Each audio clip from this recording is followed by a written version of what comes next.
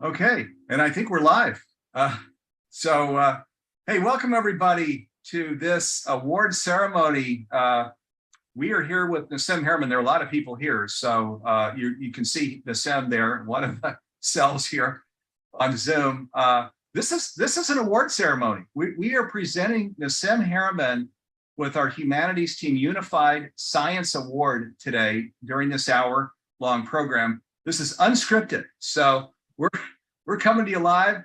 It's a celebration. The first half hour, we're going to just share testimony, comments, questions, and stuff.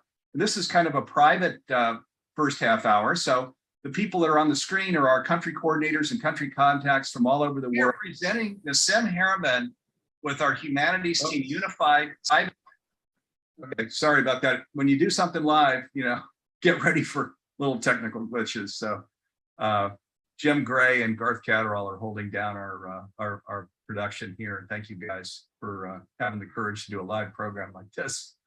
And then also our Humanities Stream. These are the streamed people, conscious living stream people all over the world. So they're a part of this first half hour. Then right at 9:30 a.m. Pacific, so in about 28 minutes, we're going to do the formal award ceremony where we're going to present Nassim with this award. Nassim will share a little bit, and then we're going to go return to just comments, questions, and testimony. So all of you that are here with us, thank you for being here. And the thing that we most want to do during this unscripted program is just celebrate Nassim. So, I know a lot of you probably follow Nassim, the Resident Science Foundation, his research. We're giving him an award for all of what he's done already. But as many of you know, he is right on the cusp of just this, to call it a breakthrough announcement would be an understatement. It's it's world changing, really. This research paper that he's been working on for years, and he's just on the verge of announcing. So welcome, Nassim. Thank you for being with us. Nassim, where are you coming in from? I'm coming in from Chamonix, France, Mont Blanc, on the largest crystal in Europe. It's a wonderful place. It's beautiful. And I get to go climbing first thing in the morning, do my nice solo routine that I used to do years ago. And that feels really, really good. And I love to be in altitude as well. Lots of inspiration here. All right. Fantastic. Yeah, boy, yesterday he was panning the camera to over his left shoulder, his right shoulder to our left. And wow, beautiful mountain scene there.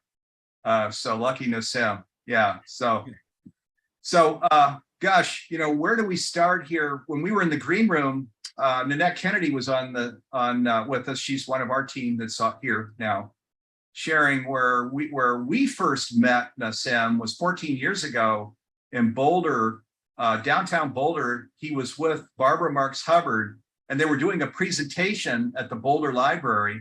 Big crowd gathered. And already, of course, the research was phenomenal, which is why he was presenting with Barbara Marx Hubbard. But wow, I mean, in the last 14 years, look what we've come to. This your announcement about the proton, that wasn't sized correctly, and that might, to those of us that aren't scientists and into math, that might not sound like a big deal, but it was earth-shattering when you said, no, all the science is wrong here, right? Sam. Well, Barbara is such an incredible being, and it was such an honor to be able to present with her. At the time, we were good friends. We are good friends, and it was so amazing to see our evolution and her transformation throughout those years. And that's one thing that I admired the most about Barbara, is that she always remained, a student and an amazing lover of research and transformation throughout her life. She never got encrusted in, certain ways of thinking or certain habits or anything like that. She was always ready to like go gunzo for the truth. And that was always so refreshing. And so it was such a delight to talk with her about physics, about the nature of the universe, the nature of evolution, conscious evolution, as she called it. And yeah, she was the sweetest, most amazing being. That she was extraordinary. We gave her our award. We had an award ceremony for her too, back in, gosh, I think it was like around 2014 or something. But today's Nassim's day. And, wow, I mean, truly, Nassim. Those of you that know his history, he was an outdoor adventurer, doing ski, teaching people to ski and all kinds of stuff. And thank God he decided to hang out in the lab after that and gather. Well, the time and my nature's always been my lab, even if I spend a lot of time inside now. I always tried, when I lived in Kauai and when I lived in the mountains of British Columbia, of course, and when I lived in California and all this, to find a way to be in nature at least a few times a week. On the coastline and in the ocean, it was sitting on a board, having board meetings with the waves. And in the mountains, I love to climb. I love to feel the natural beauty and the natural energy that flows through all of the natural world. And in order to feel it, I have to be in communion with it. I have to like get into that zone. And for me, getting into that zone has always been in the situation where I had to be very, very focused, because there was large consequences in lack of focus, right?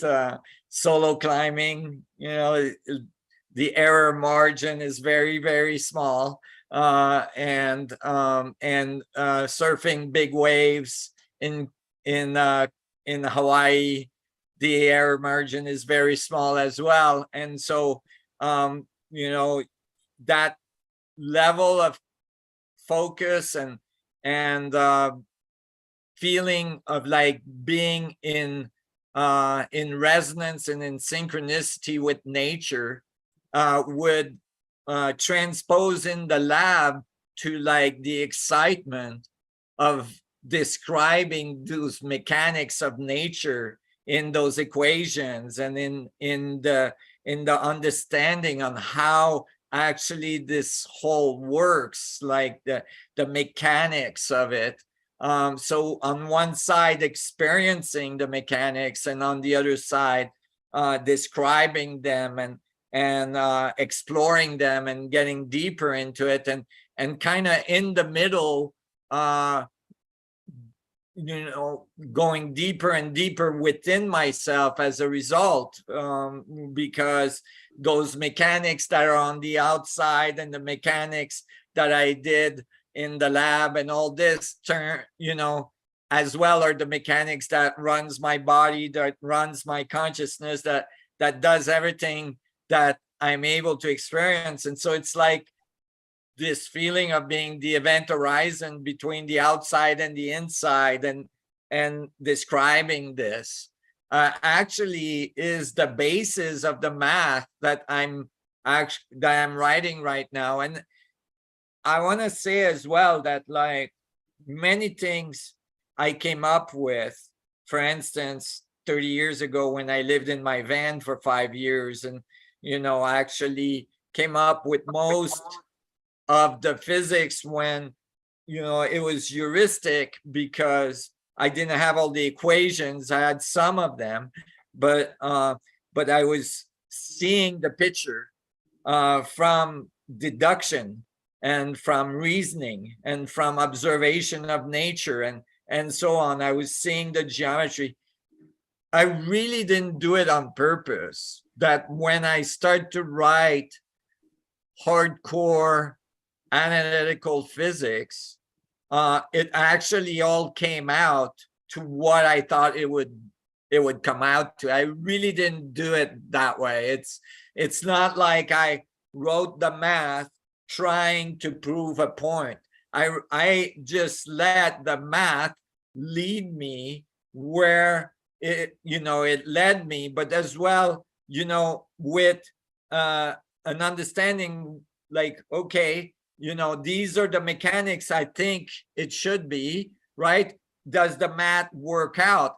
And to see the math work out when it just comes out of the blue. For instance, all of a sudden, you're solving special relativity for unification theory, which has not been done before because E equals mc squared is well known, except that the m in that equation is unknown, meaning mass is not defined in physics. The E in that equation is undefined as well, because we don't know what energy is in physics, since we don't know what mass is. And the speed of light is undefined because we can measure it, but we don't know actually why it's the speed of light, right? There's no mechanics of why. In fact, it's interesting. I'm babbling, but you can interrupt me at any time you want. But I'm just saying, it's interesting to know that actually the speed of light is measured very, very precisely. But there is a free parameter in that measurement, is that we cannot measure the speed of light directly, meaning we don't measure the speed of light from point A to point B. We have to bounce it off something and get it back. And so it goes one way and return. And so we actually don't know if the speed of light is constant through that motion, meaning we don't know if it accelerates and then decelerates, or we just assume it's constant along this path.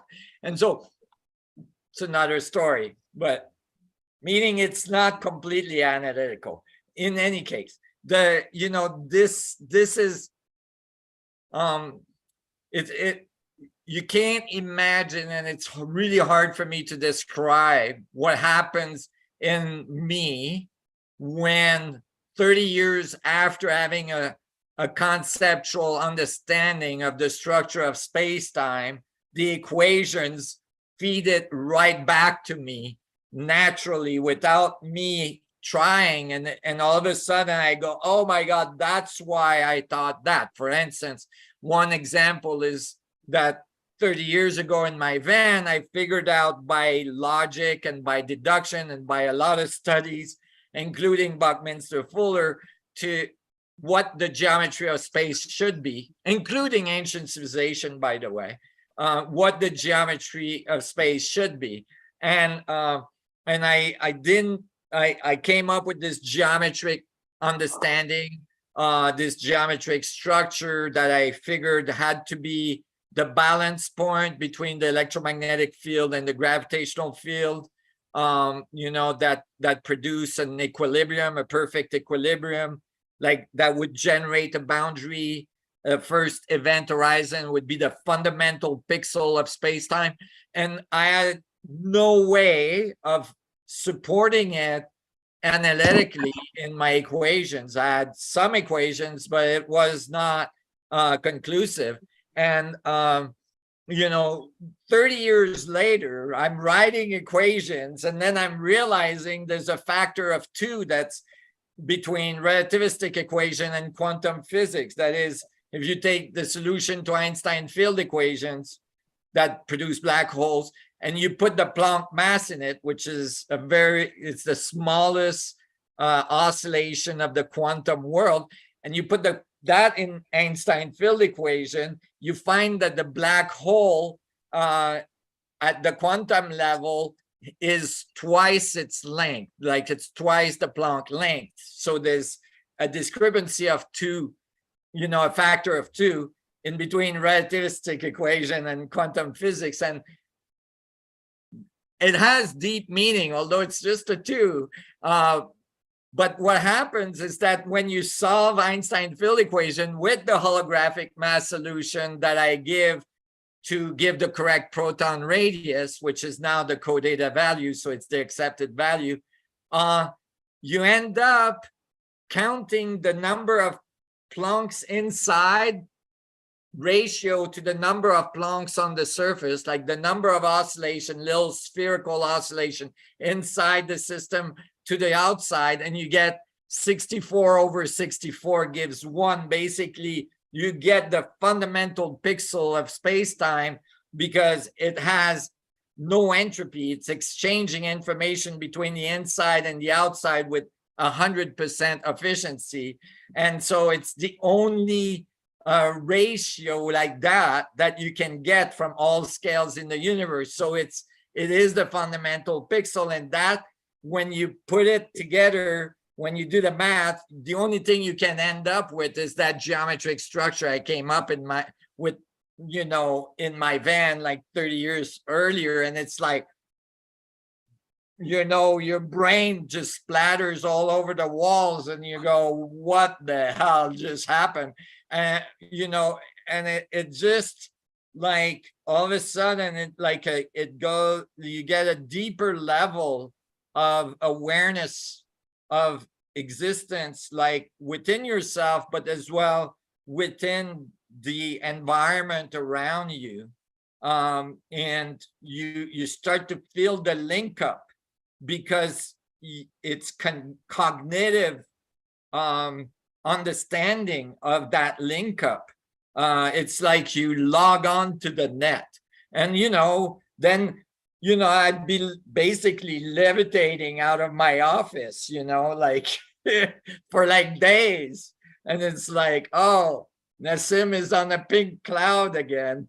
Don't ask him anything. He's just lost in space because, it's so profound. And so, that's when my managers start freaking out because I'm missing meeting, because I'm forgetting everything, and because, and so, this happened again a few days ago, which September 16, 2022, I will call Alpha Day for posterity in history, because I finally found the little piece I was missing to complete the paper so that I would be satisfied that there is absolutely nothing, that can be, that's not fully understood. So that it would be like the whole thing with a nice bow on it and everything. And it was the nature of alpha, which is a number that's in quantum physics. It's a value that's in quantum physics that many famous physicists have commented on, and that is not understood, meaning like if you plug that number in, everything works fine, but nobody knows where it comes from. And I mean, Feynman, a very famous physicist, say, oh, this is the word of God, it comes out of God, we don't know it. And I'm like, well, it's probably a little more mechanical than that, I'm sorry. But and I had in my model where it came from, but I just couldn't pin it in the equations, and we're dealing with a few thousand equation, 200-page paper, so it's not obvious. But it actually came out, and it came out in such a beautiful way, because the doctor in physics with which I'm writing this paper that's helping me with the math, I've been harassing because he's like, let's publish, like 2 years ago, right? And I'm like, no, we need this piece, we need this piece. And he's like, for the last 2 years, he's like, we're never gonna find it. It's the word of God. It's gonna be way complex and we can't do it. And I'm like, no, no, no, no. When we find it, it's gonna be really simple. And he's like, yeah, I don't think so. And sure enough, it's really simple. It's really simple. It's really beautiful. It's where I thought it was, but we had kind of twisted things not quite the right way. And then when we put them the right way, then it came out. And so it's really kind of, these moments are powerful, and the result is that I had a meeting with Steve, 2 days ago to do an interview with Greg Braden, and I totally spaced it. And so my whole staff was on my case. I had like 20 texts, when I opened my phone, like, where are you? And, we had to reschedule, but, poor Greg and Steve. So anyway, so that's my rant. Yeah, wow. No, thank you. So, and I think everybody's following this, but we're referencing this unified field theory. Albert Einstein, of course, went to his grave, right? This was the thing for over a decade. He was searching for the equations that would demonstrate that actually everything is one, and that there's this deep interdependence, interconnection, and he couldn't get there. It didn't happen before he passed away. And this is what Nassim's been working on. And so he's sharing September 16th. So just in the last 10 days, this. But Nassim's calling the last. Yeah, no, I was just saying, I was just thinking, there's a lot of stuff that Einstein did that has not been understood. And I think Einstein actually was touching on it very much so, but he wasn't given the green light to go for it, meaning that quantum mechanics kind of went sideways. People don't realize Einstein was not just the instigator of general relativity. Einstein was very much part of the foundation of quantum mechanics as well. And he's the one that coined the word photon, the one that coined the quanta, the concept of a quanta. He actually, with Max Planck, of course, founded those concepts. But he felt that the way it went, which was like all of a sudden, people assume, because it was bizarre, that there was no fundamental mechanics that could be applied. Like people went in the direction of saying, this is like way too crazy, way too weird. Particles can be waves and particles at the same time. They can go across the universe, instantaneously. They can, and so they just assume it was like, it's like they went esoteric. They just assume it was magic. And they said, we're just gonna reduce everything to some conceptual mathematical model. And we're gonna say there's not really real mechanics down there at the quantum level. And it's just kind of like, don't try to understand it. And they say that to students when they teach physics in quantum physics. Don't try to visualize it. It's not anything you can visualize. And that is so wrong. That is so vastly wrong. Because it is magic. I'm not removing the magic. The magic is that it's there and that you can understand it. That's the magic. And the fact is that the interpretation of many of the things that were happening was not in the context historically of understanding wormholes, on understanding black holes. And although this was the consequence of Einstein field equations, wormholes and black holes, although those words were not known at the time of Einstein, that was Wheeler and others that give those words to it. Einstein-Rosen bridges, like Einstein himself wrote papers with Rosen, right, that showed that particles acted like little singularities. People don't realize that when scientists, when physicists, I mean, I'm talking about bloggers, physicists, not, top physicists, just bloggers, physicists. When they threw me tomatoes for talking about the proton as a black hole, they didn't quite realize that, it had been a thought for a long time that subatomic particles may act like singularities and black holes and have interaction that involve wormholes, and now it's coming out now more and more, and so that's exciting. But the problem is that history wasn't on the side of Einstein, right? Meaning he predicted those things, but he didn't know if they really existed, so he was very shy about trying to use them to describe the quantum world.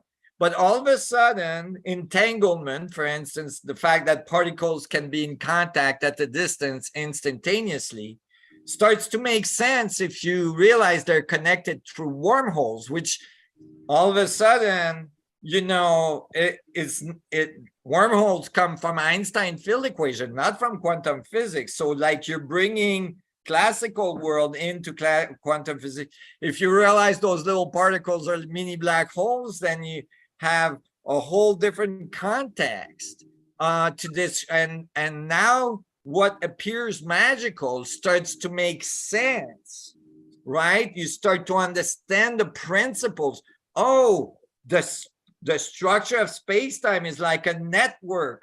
The particles are like the hubs of the network, right? Like the servers of the universal net, right? And then they're all connected, and then that connects all the scales and all this stuff. And now you start to see the net of the structure of space that makes up your reality and that makes you up, right? You start to see the network that you're integrated in, that you're connected to, that, transforms your view of what's going on fundamentally, because you're not seeing those things because they're happening at billions and billions and billions of times smaller than your scale, and they're happening at speed that you don't have access to, right? But it's really actually the speed of thoughts. It's the speed. And I was in these equations now, I've been able to actually calculate that, right? And when I calculate that, it's not like a calculation that's like many calculation in standard model that is just sitting in the air unattached to the rest of the physics. It's not like a calculation, oh, this could be. This is a calculation that, if I take the same formalism, I get all the constants of physics with 12-digit accuracy. If I take it over there, I get all the scales in the universe, their temperature, their mass, their radius. If I take it from the proton and I go, okay, I take this calculation for the proton and I apply it to the universe. So, now I've jumped insane scales, right? Insane, like this trillions of protons in one cell of your body. So it's small, protons are small, okay? And now I've gone to the universe with the same equation. And now I solve the equation for the temperature of the universe, and check this out. It matches exactly what we measure when we measure the background temperature of the universe, called the CMB. Wow, what are the chances, right? So So when I tell you I have an equation for the speed of refreshment or the speed of thoughts of the universe, I am not kidding. It's not an equation that's just hovering in nowhere space. It's an equation that's fundamental to creation, so it cannot be dismissed. So this is really powerful, because you can actually start to understand the mechanics of creation, the mechanics of yourself and creation, and your interaction with it. So Nassim, that's a perfect spot to, we've got the formal ceremony here now. Uh-oh. So we're gonna go to the award. We recorded an award presentation for Nassim. We're going to go to that. It's about 6 minutes. Then we're going to come back.